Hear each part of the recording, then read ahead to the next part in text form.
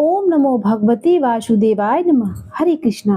प्रिय भक्तों, यूं तो सभी एकादशियों के व्रत पापों को समाप्त करके अनंत पुण्य प्रदान करते हैं, परंतु चैत्र मास के कृष्ण पक्ष की इस एकादशी का व्रत तो जन्म जन्मांतर के पापों को भी नष्ट कर देता है। सभी प्रकार की समृद्धि, सुख और अंत में मोक्ष प्रदायक इस एकादशी को भगवान विष्णु की पूजा आराधना करने का शास्त्रीय विधान है। तो आइए प्रिय भक्तों, अपने मन और आत्मा को पवित्र करने के लिए और संचित पापों को नष्ट करने के लिए सुनते हैं यह पाप मोचनी एकादशी की व्रत कथा। धर्मराज युधिष्ठिर कहने लगे, हे भगवान, आपने फाल्गुन शुक्ल एकादशी का महात्म तो बतलाया, अब कृपा करके यह बतलाइए कि चैत्र कृष्ण एकादशी का क्या नाम है, इसने कौन से देवता की पूजा की जाती है और इसकी विधि क्या है। श्री कृष्ण भगवान बोले, हे राजन, एक समय राजा मानधाता ने लोमस ऋषि से यही प्रश्न किया था। तब उन्होंने उत्तर दिया कि राजन, इस एकादशी का नाम पाप मोचनी एकादशी है। अब मैं तुमको इसकी पौराणिक कथा कहता हूँ, सो ध्यान पूर्वक सुनो। प्राचीन समय में कुबेर का चैत्ररथ नामक एक वन था। उसमें गंधर्वों की कन्याएं किन्नरों के साथ विहार करती थी। वहां सदैव बसंत ऋतु के समान अनेक प्रकार के पुष्प खिले रहते थे। स्वयं इंद्र भी चैत्र और वैशाख मास में देवताओं के सहित वहां आकर क्रीड़ा किया करते थे। वहां अपने आश्रम में मेधावी नाम के एक ऋषि भी तपस्या में लीन थे। वे शिव के भक्त थे। एक समय मंजू घोषा नामक की अप्सरा ने उनको मोहित करने का विचार किया। वह ऋषि के भय के मारे समीप तो नहीं गई, किंतु दूर बैठकर बीड़ा पर मधुर गीत गाने लगी। उस समय शिव शत्रु कामदेव अनंग देव भी मेधावी ऋषि को जीतने की चेष्टा कर रहे थे। उन्होंने उस सुंदर अप्सरा के भ्रू को धनुष, कटाक्ष की डोरी, नेत्रों को संकेत और कूर्चों की कुरी बाण बनाया तथा मंजू घोषा को सेनापति बनाकर मुनि को जीतने के लिए प्रहार किया। उस समय मेधावी ऋषि भी युवा और हष्ट-पुष्ट थे। मंजू घोषा ब्रह्म तेज से युक्त कामदेव जैसा सुंदर ऋषि को देखकर उनकी सुंदरता पर मुग्ध हो गई और अपने गीत तथा नृत्य कला द्वारा हाव भाव दिखाकर मुनि को रिझाने लगी और काम से पीड़ित मुनि का आलिंगन करने लगी। इसके फलस्वरूप ऋषि मंजू घोषा के साथ रमण करने लगे और काम के इतने वशीभूत हो गए कि उन्हें दिन तथा रात्रि का भी कुछ भी विचार नहीं रहा। इस प्रकार बहुत समय बीत गया। तब एक दिन मंजू घोषा कहने लगी, हे मुनि, बहुत समय बीत गया है, अब मुझे स्वर्ग जाने की आज्ञा दीजिए। मुनि ने कहा, आज इसी संध्या को तो आई हो, प्रातः काल होने तक चली जाना।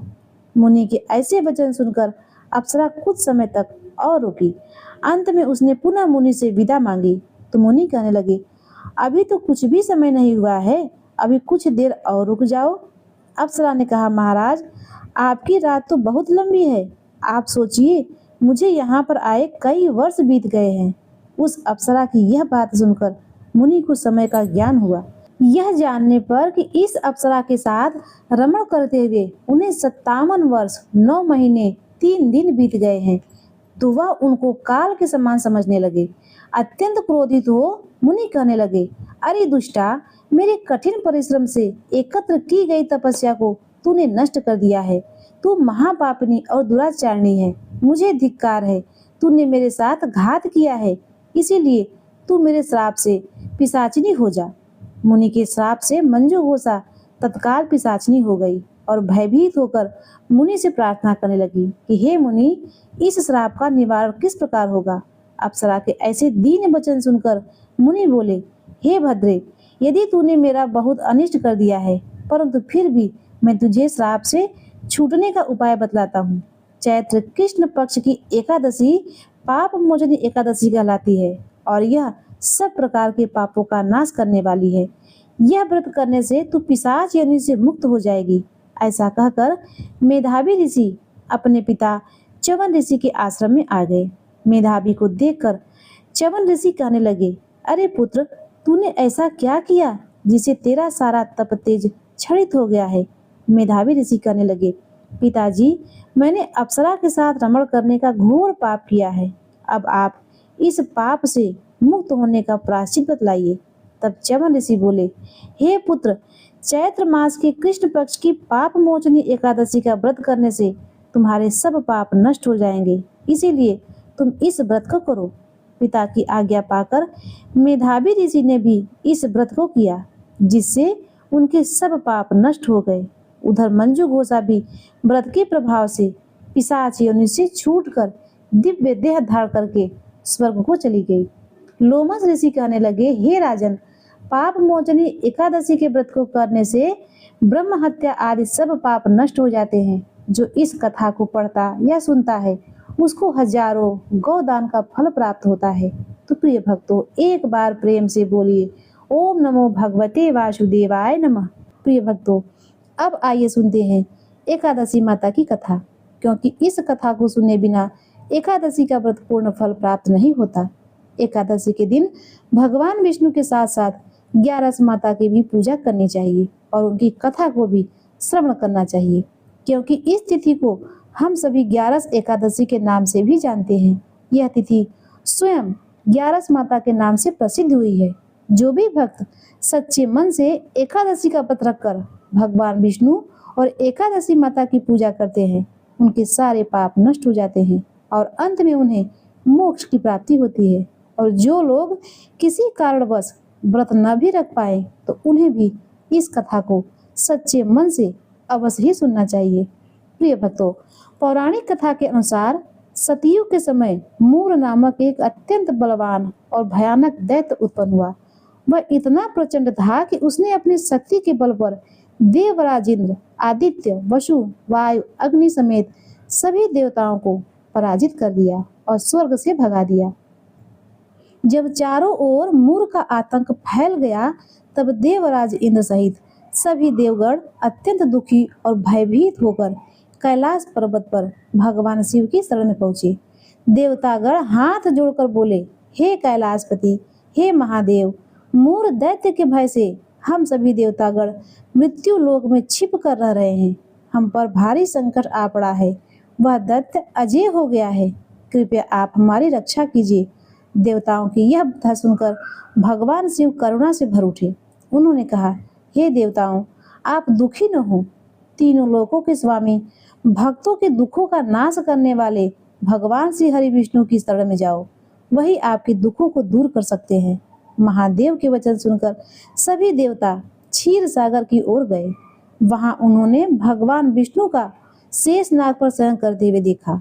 सभी ने हाथ जोड़कर उनकी स्तुति प्रार्थना करने लगे। देवतागण बोले, हे देवताओं द्वारा स्तुति करने योग्य प्रभु, आपको बारंबार नमस्कार है। हे मधुसूदन, आपको हमारा नमस्कार है। आप ही देवताओं की रक्षा करने वाले हैं। कृपया आप हमारी रक्षा करें। दैत्यों से भयभीत होकर हम सभी इस समय आपकी शरण में आए हैं।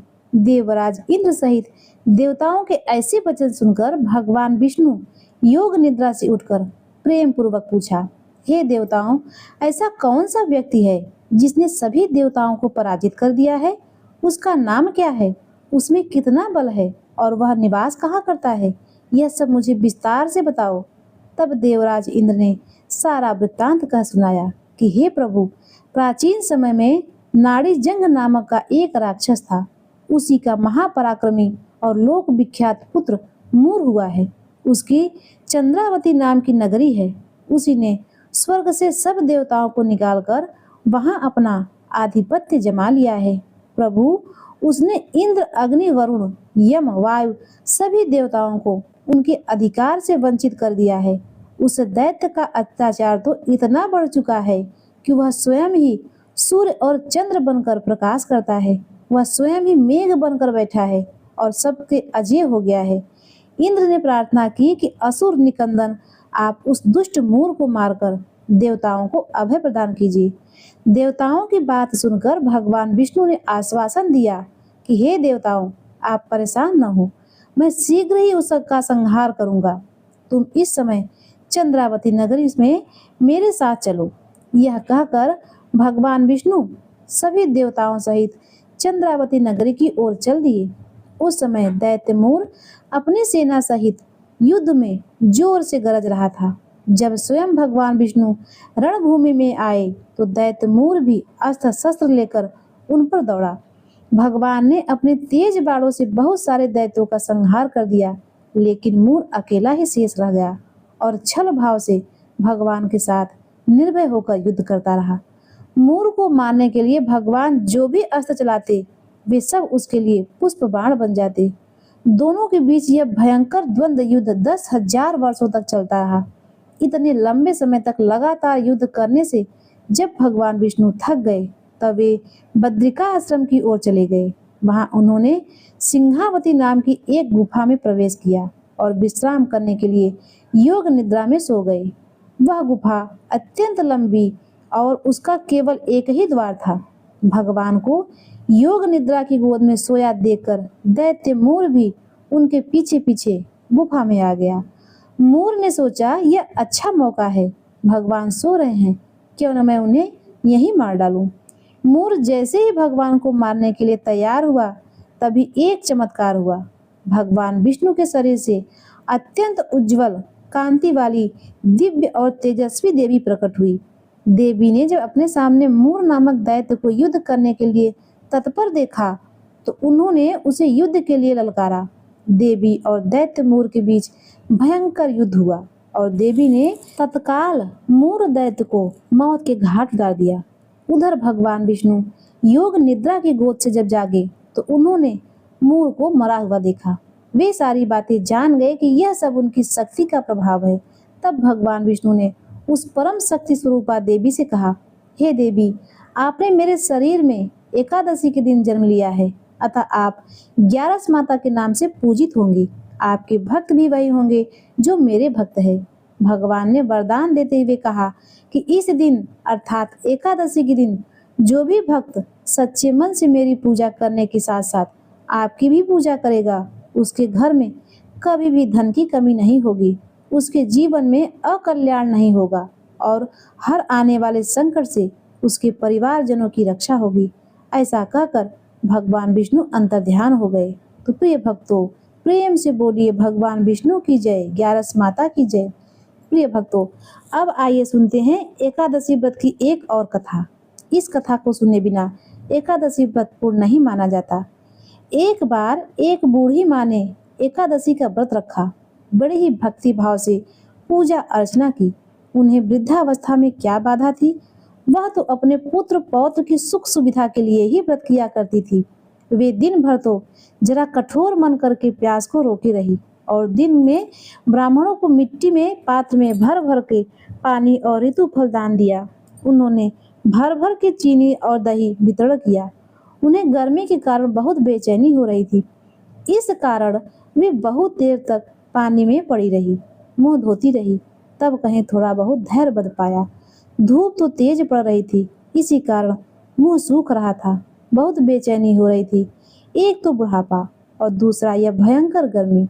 वृद्धावस्था की तो स्थिति कुछ दूसरे ही प्रकार की होती है। जैसे तैसे रो धोकर दिन तो कट पाया।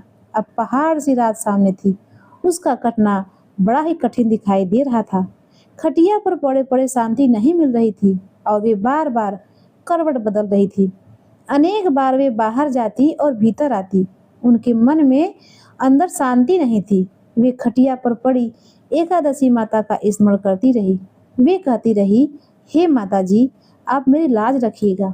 आप ही मुझे शांति दीजिएगा जिससे मैं यह व्रत पूर्ण कर सकूं और यह पहाड़ सी रात शांतिपूर्वक व्यतीत हो सके। प्यास के कारण बूढ़ी माँ को बेचैनी तो हो ही रही थी। उन्होंने धैर्य रखने का बहुत प्रयास किया, किंतु सहनशीलता की सीमा टूट गई और वे घबरा कर एकदम से चिल्ला उठी। बोली, बचाओ बचाओ। अम्मा का चिल्लाना सुनकर परिवार भर के नर नारी, बच्चे और पड़ोसी एकत्रित होकर बूढ़ी अम्मा की खटिया के समीप आ पहुंचे। सब ने पूछा, अम्मा, आपको क्या हुआ है? आप क्यों चिल्ला रही हैं? आप इस वृद्धावस्था में यह कठिन व्रत क्यों कर रही हैं? अम्मा जी, शक्ति से ही भक्ति होती है। थोड़ी ही देर में वे फिर से बोली, अरे मेरे प्राण निकले जा रहे हैं, मेरी छाती पर ठंडे पानी का घड़ा तो रख दो। अब नाती नातियों ने दादी की छाती पर ठंडे पानी का पात्र रख दिया। तब उन्हें कहीं थोड़ा बहुत आराम मिला और थोड़ी देर के लिए उन्होंने अपनी आंखें बंद कर ली। अब एकादशी माता ने सोचा कि अब बूढ़ी अम्मा तो बड़ी कठोर है, जरा जाकर उनकी परीक्षा लेनी चाहिए। वे आधी रात को मुर्गा बनकर टेर लगाने लगी। मुर्गे की आवाज सुनकर दादी जल्दी से उठी और बाहर जाकर आसमान की ओर देखा, किंतु आसमान में कहीं भी उन्हें प्रातःकालीन तारा नजर नहीं आया। वे सोचने लगी कि यह मुर्गा क्यों और कैसे बोल रहा है। उन्हें प्यास तो लग ही रही थी। थोड़ा बहुत उनका मन भी विचलित हो गया था। अंत में उन्होंने दृढ़ निश्चय कर लिया कि अब मैं व्रत पूर्ण करके ही छोड़ूंगी, चाहे भले ही मेरे प्राण ही क्यों न निकल जाए। यह सोचकर फिर वे खटिया पर शिथिल होकर लेट गई।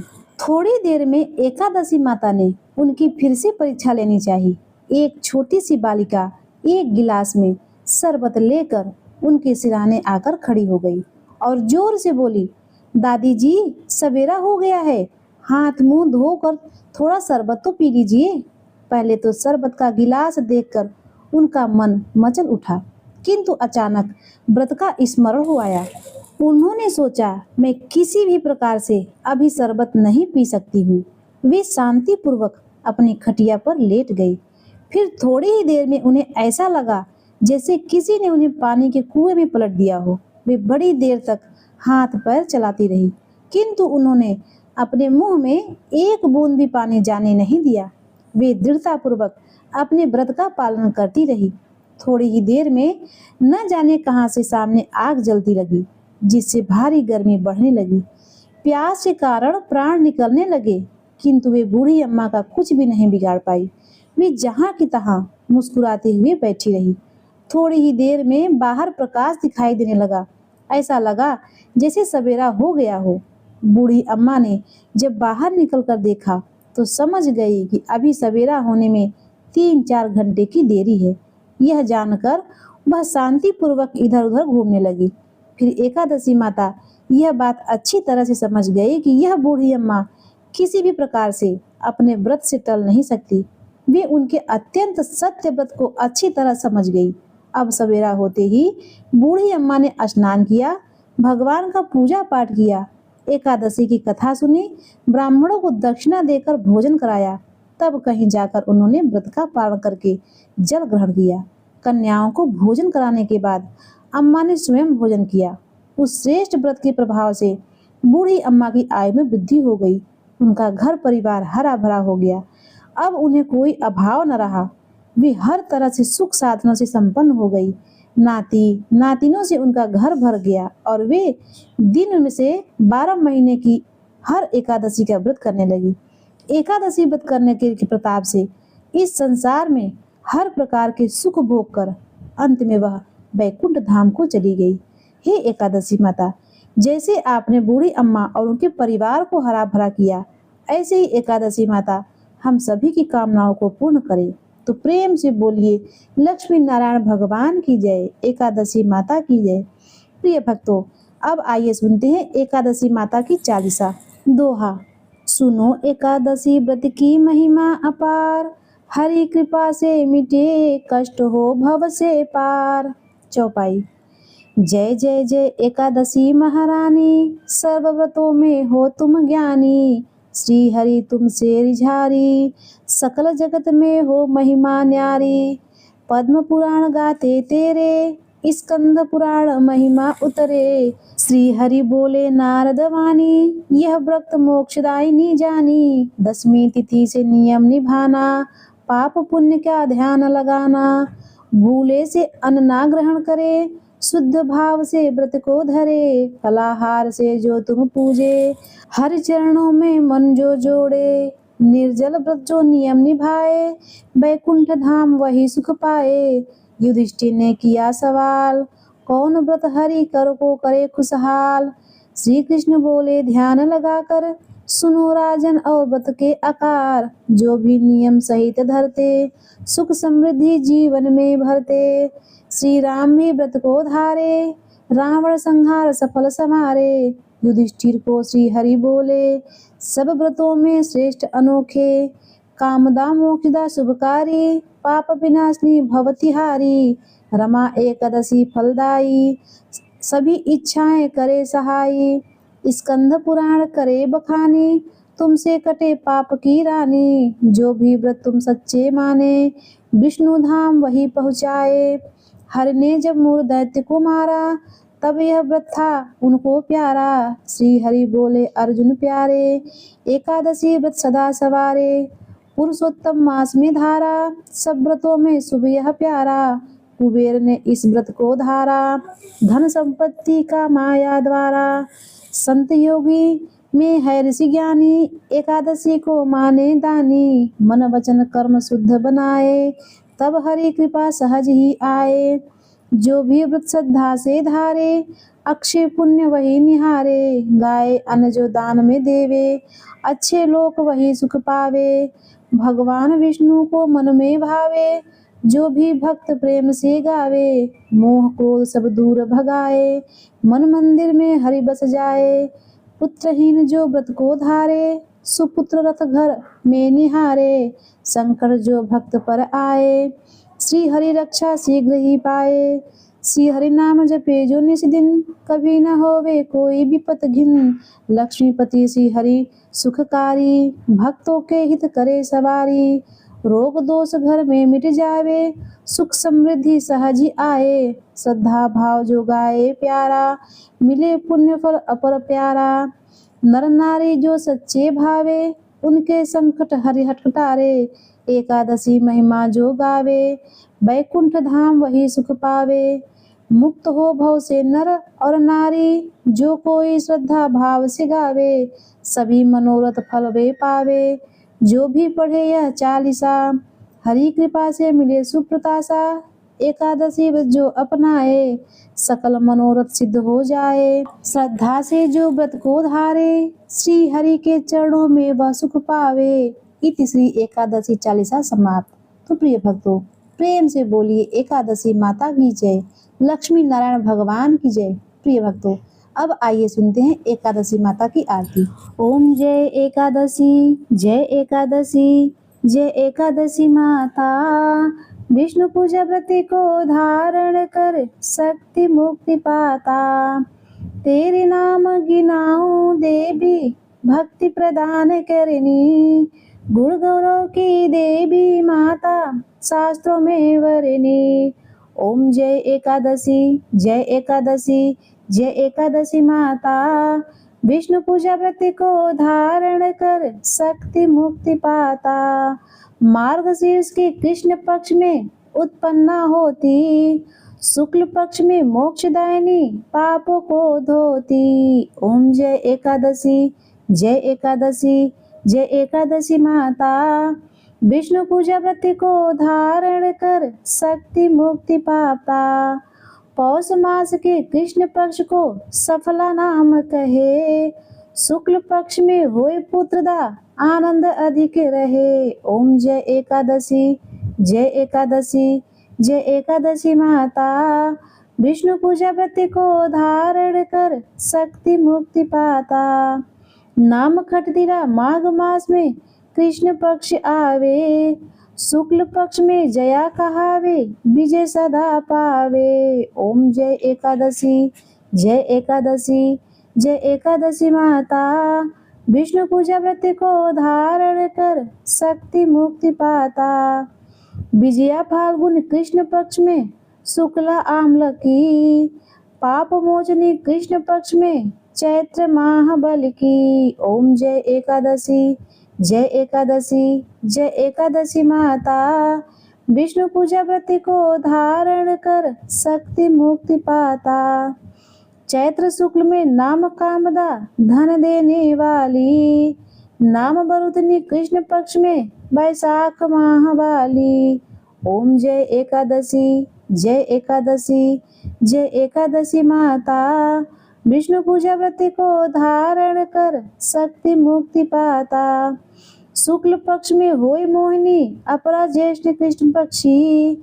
नाम निर्जला सब सुख करनी, शुक्ल पक्ष रखनी। ओम जय एकादशी, जय एकादशी, जय एकादशी माता। विष्णु पूजा व्रत को धारण कर, शक्ति मुक्ति पाता। योगिनी नाम आषाढ़ में जानो, कृष्ण पक्ष वरनी। देवसैनी नाम कहावे शुक्ल पक्ष धरनी। ओम जय एकादशी, जय एकादशी, जय एकादशी माता। विष्णु पूजा व्रत को धारण कर शक्ति मुक्ति पाता। कामिका श्रावण मास में आवे कृष्ण पक्ष कहिए। श्रावण शुक्ल होए पुत्रदा आनंद से रहिए। ओम जय एकादशी, जय एकादशी, जय एकादशी माता। विष्णु पूजा व्रत को धारण कर शक्ति मुक्ति पाता। आजा भाद्रपद कृष्ण पक्ष की परिवर्तनी शुक्ला। इंदिरा आसमी कृष्ण पक्ष में व्रत से भव सागर निकला। ओम जय एकादशी, जय एकादशी, जय एकादशी माता। विष्णु पूजा व्रत को धारण कर शक्ति मुक्ति पाता। पापा कुंसा है शुक्ल पक्ष में पाप हरण हारी। रवा मास कार्तिक में आवे सुखदायक भारी। ओम जय एकादशी, जय एकादशी, जय एकादशी माता। विष्णु पूजा व्रत को धारण कर शक्ति मुक्ति पाता। देवोत्थानी शुक्ल पक्ष की दुख नाशक मैया। पावन मास में करूं विनती पार करो नैया। ओम जय एकादशी, जय एकादशी, जय एकादशी माता। विष्णु पूजा व्रत को धारण कर शक्ति मुक्ति पाता। शुक्ल नौद में होए पद्मिनी दुख दारिद्र हरनी। परमा कृष्ण पक्ष में होती जन मंगल करनी। ओम जय एकादशी, जय एकादशी, जय एकादशी माता। विष्णु पूजा व्रत को धारण कर शक्ति मुक्ति पाता।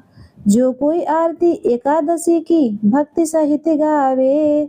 जन रघुनाथ स्वर्ग का वासा निश्चय वह पावे। ओम जय एकादशी, जय एकादशी, जय एकादशी माता। विष्णु पूजा व्रत को धारण कर शक्ति मुक्ति पाता। तो प्रिय भक्तों, एक बार प्रेम से बोलिए एकादशी माता की जय, भगवान विष्णु की जय। प्रिय भक्तों, यदि हमारी कथाएं आपको पसंद आती हो तो हमारे चैनल को सब्सक्राइब और वीडियो को लाइक करना न भूलिएगा। मिलते हैं इसी तरह से धार्मिक और आध्यात्मिक व्रत कथाओं को लेकर अगले वीडियो में। तब तक के लिए राधे राधे। ओम नमः शिवाय।